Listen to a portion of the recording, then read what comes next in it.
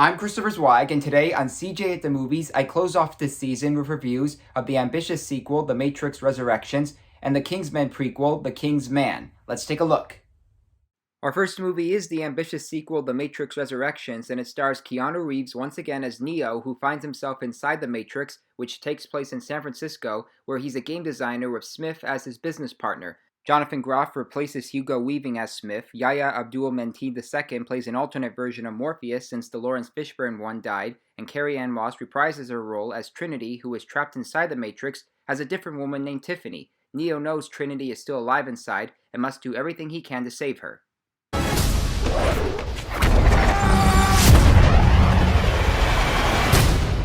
I still know Kung Fu.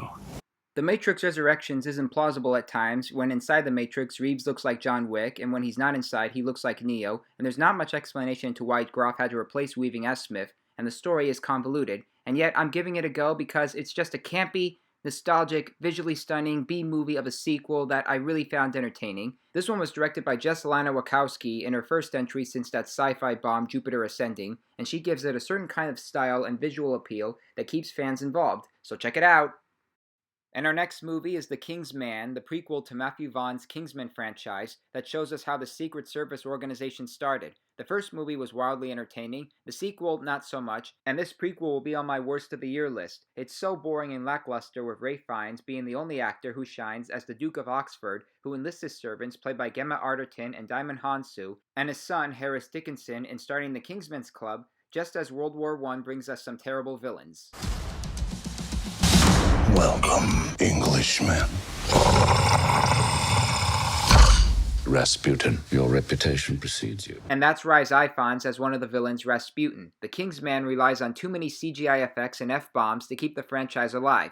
But what it's really missing are the laughs and styles that made the original brilliant. Both the sequel and prequel have forgotten the true meaning of the stylish action comedy genre, and the results are tedious, so skip it. Now let's recap the movies I reviewed today. Thumbs up for The Matrix Resurrections, which has a style and attitude all its own, a real pleaser for fans of the series, and thumbs way down for The Kingsman, which knows nothing about the style and charisma of the original movie. I'm Christopher Zweig. Happy holidays, stay safe, and I'll see you at the movies. For more amazing content, please like and subscribe to my channels. You can also read my reviews at cjatthemovies.com and listen to my podcast reviews at newhdradio.com.